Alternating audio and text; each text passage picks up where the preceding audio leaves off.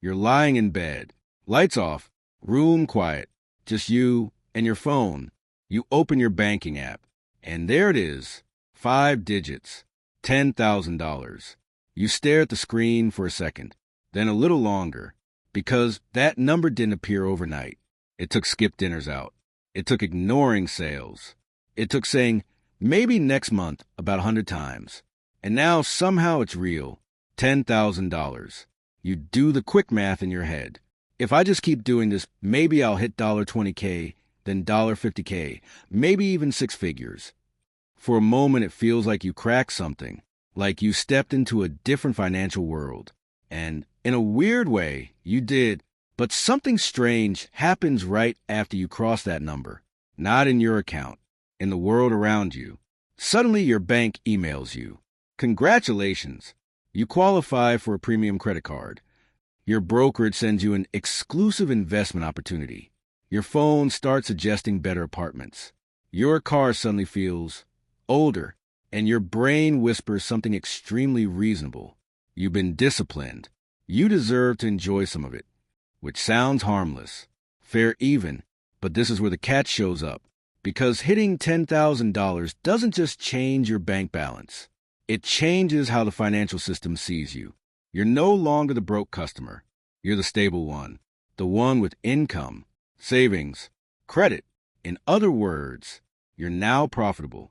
And once that happens, the system quietly shifts from ignoring you to selling to you loans, cards, upgrades, subscriptions, opportunities.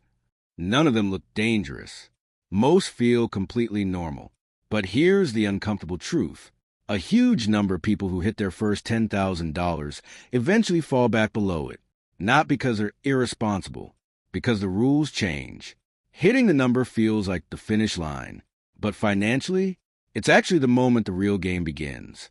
Think of building savings like pushing a heavy cart up a hill. At the beginning, it's brutal. Every dollar matters. You track everything. You cancel subscriptions. You debate whether that $12 lunch is worth it.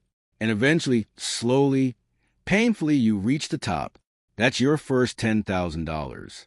The problem is what most people believe happens next. They imagine the hard part is over, that now the system will help them, that money will just keep growing. But the reality looks more like a roller coaster. Visual CUE, animated roller coaster climbing slowly. The climb is slow, disciplined, quiet. But once you reach the top, the track gets wild.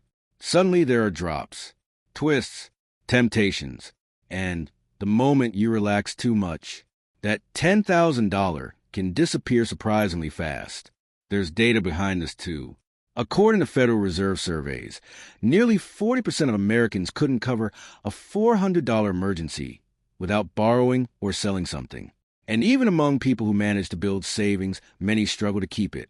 Not because they suddenly became irresponsible, because life expands to match your money.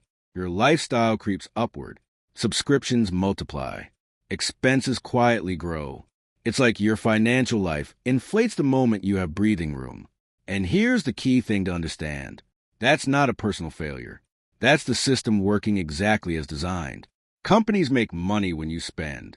Banks make money when you borrow. Apps make money when you stay engaged. Nobody makes money when you quietly sit on savings and ignore everything.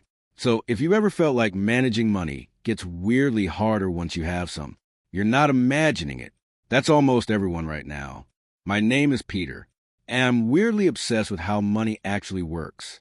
Not the motivational poster version, the real version, the one where tiny habits quietly determine whether you build real financial freedom or stay stuck chasing the next paycheck. Quick disclaimer before we go further. This video is for education and entertainment only. I'm not a financial advisor. I don't know your personal situation. So none of this is financial advice. If you're making serious financial decisions, talk to a qualified professional. All right, now, let's talk about what actually changes after $10,000. Phase 1 of building money is the grind. Spend less than you earn. Save consistently. Ignore noise. That's it.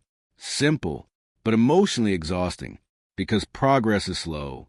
You save $200 and life throws you a $180 expense.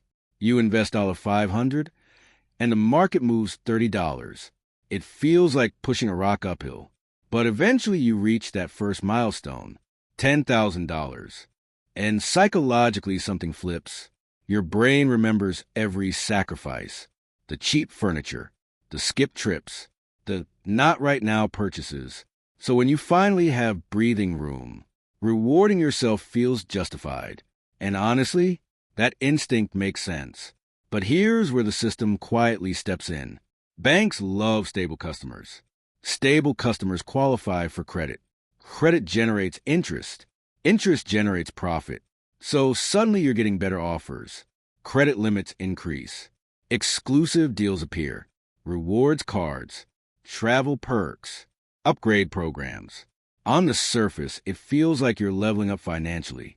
But underneath, the system is nudging you back toward spending. Not aggressively. Subtly, a nicer apartment, a newer car, a slightly more expensive lifestyle. Individually, these choices look harmless, but together they slowly redirect your financial momentum. And momentum is everything, because the goal after $10,000 isn't comfort, it's growth. Let's look at some simple math. Imagine you keep $10,000 invested, and you add $500 per month. With a 7% average return, after 20 years that becomes about $275,000. Nothing crazy, just consistency and time. Now imagine something small changes. Instead of investing $500 each month, you upgrade your lifestyle slightly and invest $300. That difference is just $200 a month. But over 20 years, the ending amount drops to around $180,000. That small lifestyle increase quietly erased nearly $100,000. And that's before taxes, before inflation, before mistakes. Vanguard research shows something similar. The average investor underperforms a market by roughly 1 to 2% per year, not because they picked terrible investments, because they react emotionally. They chase trends. They panic sell. They adjust constantly. And that small gap compounds into massive differences over decades, which is why the boring strategy usually wins. Consistency beats excitement. Quiet beats clever. Let me show you 2 quick stories. Alex and Jordan both reached $10,000 saved. Same age, same salary, same starting point. Alex feels proud, and honestly he should. That's a real milestone. But once he reaches it, life slowly expands. He upgrades his apartment, leases a slightly nicer car, starts traveling more. None of it is reckless. It's just normal. But his saving rate drops. Not dramatically, just slowly. Years pass. Alex still has money, but the balance hovers around the same range. $8,000, $12,000, $9,000. It never really escapes orbit. Now look at Jordan. Jordan also celebrates hitting $10,000, but he treats it differently. He sets one rule. That number becomes the floor, not the finish line. It never gets touched unless something truly serious happens. Job loss, emergency, real crisis. Everything above that number becomes a growth layer, and he keeps contributing, not aggressively, just consistently. 10 years later, the difference is huge. Jordan's investments are growing. His options expand. Alex still feels financially tight. Same starting point, different rules. So, how do you actually keep your money after $10,000? Not with complicated strategies, just a few simple habits. Rule 1, set a financial floor. Pick a number, maybe $10,000, maybe a few months of expenses, and mentally label it untouchable. That number protects your stability. Rule 2, separate lifestyle from investing. When income increases, decide ahead of time how much goes to lifestyle and how much goes to wealth. If you don't decide, lifestyle will absorb everything. Rule 3, automate boring progress. Automatic transfers. Automatic investing. Less thinking. More consistency. Rule 4, be suspicious of financial sales. If someone is aggressively selling an opportunity, ask one question. Who profits if I say yes? Often the answer isn't you. And Rule 5, remember what money actually buys. Not stuff, Options: the ability to leave bad jobs, take time off, make decisions without panic. That freedom comes from stability, not upgrades. Because the real catch after $10,000 isn't saving more. It's protecting what you already built. Treat that first $10,000 like the foundation of a building, not the celebration on the roof. Because the system quietly expects you to spend it. But if you protect it, if you keep building on top of it, something interesting happens. You stop worrying about survival and start building freedom.